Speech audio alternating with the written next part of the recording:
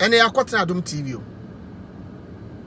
ane yesepe ye dese eye Kumawood se Kumawood fo anye ni papapafo o ma nwere bishop obi kura ho ma komoni me hwe pa aya frɛ kwabla ne agina so aye dwodwo no ba me pisa se enti mo spect mo ye we wie na ma spect se Kumawood fo mra na asem bisa yo too much GH nie Ghana for ahwefo etiefo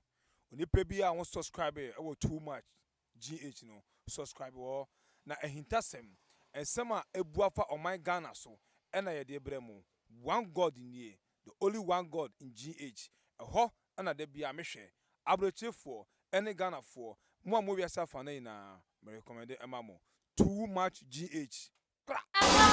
too much GH. Muni aba ekriesi kapa ena mutimini na mijumeja sedi mo amuni no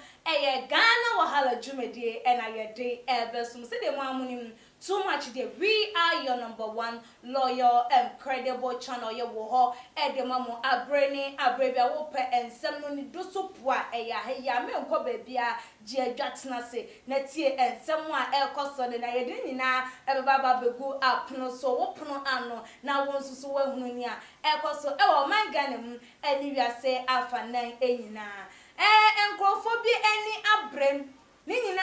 Kumawood actor Bishop Nyarko ni wa wo wuye ene enyoma ekoso nsensema bane no ama Kumawood actor abranti achese wono de bana se wo ye or having an aggressive talk there wo ye ma wo say yes nani abrem wa babonten wodin sembi ababa betu eja wa bogana fo nyina anom na ne nsem odi etu eja no ebusuafo esewani ensese ye kan ede echo ne nsem no enie. Don't blame Kumawood actors if we don't attend the funeral of Bishop Nyarko. Nipa wade asem we etu eja Kumawood actor Kwaku Manu. Nensem eno no se de ma amunim no Bishop Nyarko ewu ye ensensem bebre ena aba mene wo ye betimi agya to mu se yente ye kra no de yate kra no ebro chese ya adwene ye nte ase so saa na ebetimi akam ye jojo binum na ye kase na ye tia binum na ye kire wo mo se de wo mo si enye wo mo nyoma esi emfa ebinum kra de betu edwa ese papa yi yare Kumawood actors ne actress and some of the betu abontin se no mpeso mo gwa no na entro ema wo boy siki crampo bebe kan biem se ampa Kumawood wo mu niska bia na mo de bo papa no antinka se de o mo kase nko mo be fande na ko ba bi ne yi nyina entro ebi no mo so de so bo no bo na mama ba o mo bebe ka se no wo frɛ Nyarko na so abusuafo na ampene ama wo mama ni nuanom ne nafofo bi bebe jijina mu ekase de na ma ekano entro no wo bia ni wo fa phone se wo frem abusuafo na asere se wo pese wo ba wo mo enchem no kura enkoda sofo bi babonten de betu edwa ese Kumawood stars na bi na poison anaso wo mo to Bishop Nyarko edro wo sinitwa no emu eno nsusu nkonkoda nchem sofo ma me pedonko ayabaya ono de ona no tum aka na no tum nani achitum se befo wo ba betuo wo no nsusu de nsem bebetu edwa wo se Christian awuni ena kwaje concussion bi free reverend obofo ho ena wodi kokogu na aduro mu ena duane mu ema ni di ye enu nto owu ye ensem no de bebre ye kase ye kan ade ebesan ade ebechi ye nkan wie wo kura ba ye feda ba kase ade kura ye boring dodo anti ni na ye twa ne entientia ensem we nyina ebaye ni nyina ebaye nipa ba ku ewuo enti ebinum kura se na Bishop Nyarko wo twempena bi wo baabie ema ono kura bebe kan ye se Nyankopon na etwe no so chese nsam na de ye kase ye kan se de di kan na ade ebesa ade ebechi Kwaku Manu hwe se de nyoma ekono ne ne ekokọ ba na chese ehu ehia se wo ba ebebe kasa na before that no kwana Vivian jo baba be dressing wo mo kase so wo mo sun ye enye ne kwan so ne yi no wa baba bobo na adwen ede atwe wo mo we ena Kwaku Manu so de ne de aba to aso se Kumawood actors So woman see a branch and a year as your own, and more beer and Kumawood force of war. Didn't see now walk us answer me. Nensem nyina eyetiawa wo kire mu ese papa ne tiasie no wo di kan ka kire eye wo yare no ka se Kumawood stars bia enti ne fie se wo baba behwe no na wo nya wo bia sika na Kumawood de no betimi eye de amom we nyina nsama mekan eye Kwaku Manu ensem a wo di atu edwam e ne aggressive show no esom na je se papa ne edi kan elamba stay eye Kumawood e ma wo kire mu kwambo se na Kumawood wo mo wo etu ana sika bi wo mo gigi ewom na enam ensem a papa no e kan ye ninti no na wo mo hunu se wo mo e ko no nipa so wanya aka se ma mo memesera no mo fa BIame no wintimi chechire no wintimi force no you can force a horse to the riverside but you can't force it to drink ento wintimi force no chechire mfesi kan ensha ne nsam saje obetimi asa ato abo enti no nipa na kase won hia won ehun hia se wo be safa car wo betu car ana se wo be ye wa adwen se wo kom akwa sra no enti sa ensam sem na Ghana for e kan na we yi kan na wo mo bo eye Kumawood force bo wo mo usu krampo akwa ya asem ene sika no wo mo pagem ena say no wo hu ne say eto etwa na ne nyina eye say eto a etwa na say eto a wo say etwa no eye say hwan obia ampo eye Kumawood stars so wo ye bawo so wo ye bema wo so ye akwala so ye panyi so ye abrewa so ye aketesia so ye akokora so ye abrantie ma wo bia empo wo bi so bo say eye ni dru honum na obia entu ni nan amfa ensi honum because ensensem no edoso ensem no edoso wan hwa na wo mkokopiem wo honum kwampo na ensem na sa kokko ye buburuja enti se obi ensi honum a ana ma hu obi anim ewo eye na se a emma Ghana fo emmo Kumawood stars obia esobo ewo ehunwe ene eye ne nsem a wode etu edwa because ohun ne se emrasom se wo kasa emma Ghana fo ehunu se ensem no aka wo mu although say eye Bishop Nyarko no owo abusuam na so abusuam fofora no wasa join no eye Kumawood and as a movie industry no abusuam enti se nipa ewu na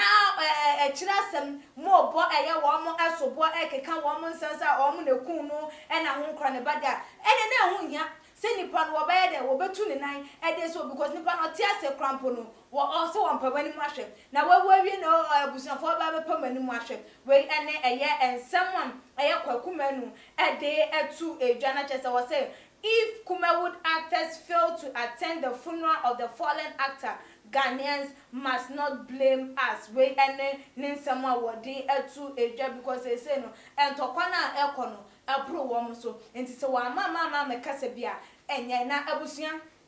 maka ni say no na enwie ye yenko na yenkonkotie eye yenua bema no wonu ane nsam a wodi etu dwa na numuto nsam a wodi egu apono so na yenkonko ye se kwesi kapa na abobo nsam so aboni chenku ede ababesi ha asane mu se Ghana fo enti na Kwaku Manu wo kona kokko hu nanim na wote nani ane wo hu se nyame na me ka nsam mu ma yenkotie ni nsam a wodi etu edwa na wia ya toa nsam no eso Patotio, somebody's calling me. But because for this issue, I will drop the person or I will cut the person because I'm ready come to dress something here. It's important to me. It's important to you.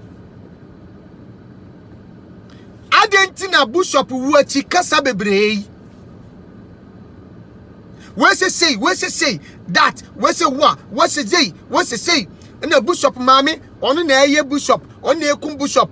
Mami ne say Bishop Abusia 40 say okay Kumawood for Mam Bishop Mam Renisika na kasa mo manisika na kasa mo say me say me baba dress is this case the case will be dress here there mortar masoni otimi de ade bo ho a no addressing na smooth e wi na painter de paint abede abefa so Yeni ankasa yesini twafo yi bi before that ni ye pebu shop hu no ye pre amfa enti fada amfa no e maybe the broken heart pressure akoma seye eko eye radio station no kwa man prepare so mo ko radio station akokasa wo no mo kwa koye program ama Adum TV Yesu wo no hu nsem omo ye ni every year enti ho interview so no mo ye e wo multimedia ana ekoba say bishop yare me nua big quiz eja santo any nipa kakra na won na bi defend de but e bi so kire o madwene ampa so na dia kwasimu kwa no efa bi no na say ye koma bishop sika o si ye ma bishop sika o na ye bi ye mumo bi de ye pese ye kohu ba bi a wo ti omo so no kasa no e overdose omo try ba bi a na esen ko omo kasa duru say bishop mamen ene eye ni ba bishop ano de ho de ne ani kwan se sa kasa no epie ye mu bia no ana ye nua bia no na ba bi a bishop wo no abusuafo no pese ye behu no ye pese ye kohwehwe no komo pese ye behwe no eye yaw abufuo na bishop ti ase ne nipa bi pese ye kohwehwe ne bi bishop ti ase na wo frɛ nipa bi a na wo pese wo hu bishop a bishop ni mpom fa ne ko empefo kasa bi o mu kan ye say ye besi so a ye hyew ma agro no ye yi wa firi mu se aka wasa baako edan ya ye tu de o ye de kaka se mikopentim nipa na wo frɛ ne se won fa wo ko wo ye de na wutu na mo se wo kwa hwehwe no sabi de na bodje se wan no wonsom ne fa homabra ne fa bechichi no wo se wo abantem a obejam enti wo bu wabem me patro asemo. This is aggressive talk. I'm talking to the person you are watching me. I'm talking me say me kasa kire badwemba. But me nyanom nsem bia bi mu kan ne de ne mfa kwam ne hu hia. Se wotimi ka kire se bishop maame se wo wu a ye mu bi ye ba beku eno ye look stock.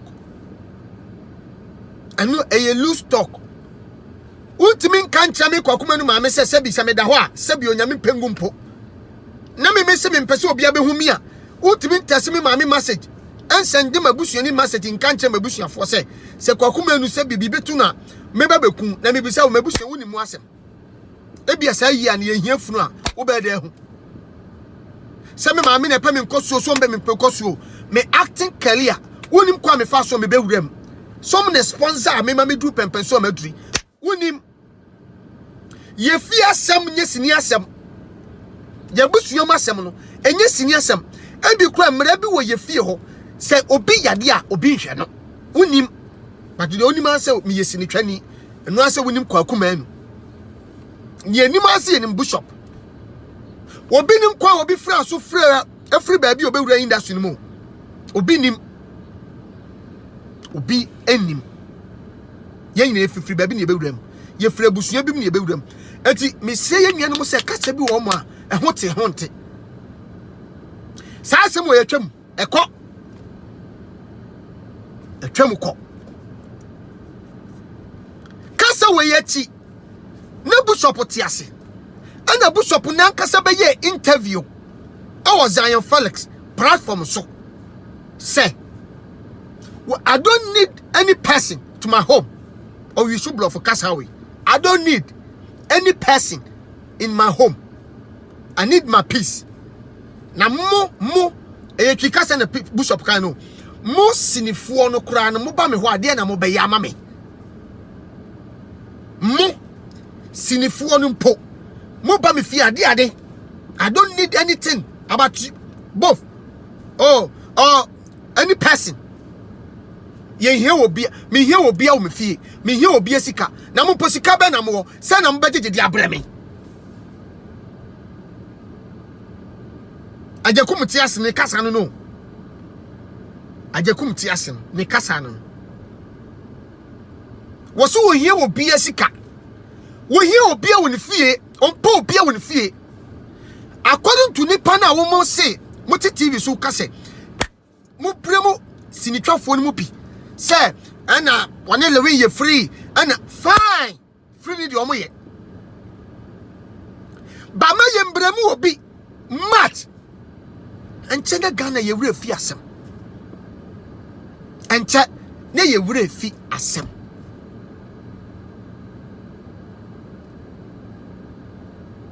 enche ni ye wura fi asem ni pani se wo hia wo BIame wo me ka se Kumawood na ye gigi sika our platform Kumawood platform so but we be a bishop interview obeye and a put nkofo off say ade ma mo fa sika bi anye dey e bia nko because nipa no dey kokora wo so wo hia wo sika die na abey etu bet makogiri bishop say me di sika sha wo sem wo so wo hia wo ne fie kro wo hia etu ko ye dey ana nim ka na opese obi nkoka wanim ebiem me patcho mo ntie me pa bishop ka se wo hia nkofo bi oni fie ana wo hia sinini okasa was Zion Felix the platform so eto anyampia kan de eso woka anu ati na me pese abusua no ho bishop wo ye chi no me pese be kwa bibiti se weka na wo yaka weka na wo yaka mo be ya saa ma yie na amafo ani gi omo ni akoma pa ni awerehwo ani pa wo mu no mo be na tinkofo ani so ene yakotena Adom TV o ane yesepe ye dese aye Kumawood se Kumawood fo anye ni papapafo o ma anwene bishop ho obi kura ho ma komoni me hwe pa aya fra kwabra ne agina so aye dwodwo no ba me pisa se etimu spet mu ye wo ye wie na ma spet se Kumawood fo mra na asebisa die mu ye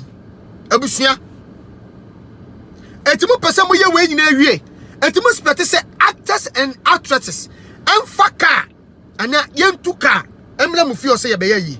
mu yas egu ye nua nanim ase abusua mu nyai me je bia me ka aggressive talk on bi twa abusua mu nyai amwa brewe amwa yenua no amwa yenua he twema mentwe no anti a epon mu na yedin sisi amode se na da ho sesini na bia ntuka ama aye na anase bibia olusu hwe Kwaku Manu ma bia mi lusu hwe menya bra kura metimi dia mi bibi mesesi edu wo location awo ba bia wo no ka wonu se ba bia omo da no se wo fie kura na obeto aduane ama na wakase adi for said the mamma cotte, no, seeing your bama no watch ni nyina emu, na just said, Yamaka, no, man, you ba one free man, Fabian Caron, and a mani, my mantity a bit so, Nina, and I'm digu, aquamu, a day, a mammontine, someone would be a two, a jar, and no. Now, a casa in some way, every year, and a gunner for say, ah, there be Kwaku. O casa upon the no one may dear, who yaw. I didn't see any pair when I was here, said, Wabusian. Ena Kumawood musu wabusia odo se wo otiase no akeka sansem we ya ebia na ye yawo obi asem bi okan ya na obi ne ye bia wo ye yenti na ma ne ka sansem etu utimi ngina obi wu a wawuo no nipa wawu edeko na wo ngina na nsem a okan ya mra otiase so ate abra wawuo enti wo kan saade a ene na wo anya de e wo mu se de wo mo kade to mo so no enye no krade na nsuso no eni kwan sa wo kasa sa ebi no so se eno ano no ne kwan so no ya gumanu ase ache ya jojo mu ache ya tete mu ache enti amra so sam so mu kenya mo enti we no so obi enti wono mu a eni kwan so obi a ebo mo esobo yenua grace e dia wode e ba yo se Kwaku. That is all. Enough is enough. They have alleged so many things. Kumawood actors have teamed up to kill the actor. This and that. Please, that's all. If you people don't go to the funeral, they shouldn't blame you. And also, so Eddie, Regina, Eddie, what they ever or say, Kwaku, what you said there, I really like you, but this your statement there, I think you have to retrieve it back. It's not okay at all. It's not good for you to be speaking these things. And also, so Eddie, no, open us and the next some way or the ego aquamuno, or when say, and who ate here, Senka waka esa and some Bevelin, and so Eddie, what they ever or say. Ghanaians always blame people. If they do it, you will talk. If they don't do, you will talk. Now too, you are also saying that what else do you want them to say? Kwaku, if you people don't attend to the funeral, they shouldn't blame you. And that's simple as that. So say, One more so and come back, or I didn't phone ye, or I deep in one start to smoke, one man so and come back, and then be as say Kumawood actors, one more anyamo, any actress, then partners say one more anya and for because a way by ye, so poor pray and I also into months war, then one pokum fanukum, now will be a emfa, ne baby, where any agent be a union binum, and they by a fire Kwaku Manu, ne aggressive talk I will talk of or Kasayan, and they fire Bishop Nyarko, ni one any allegations with Bra Albano, what is say Ghanaians, and Mamun blame woman, so one and see a Bishop Nyarko, ni one as a was so. Then and I would join Efa and Summer Abranti Edigu upon so for Brian, oh, too much GH, yeah, page, as to subscribers. I want ya, na share for more for a BIame so like your videos. Now make sure so when me about you say they upload the videos, but also wait me notification. When me about a case kapa and a minimum a shade, that's a name, a best share.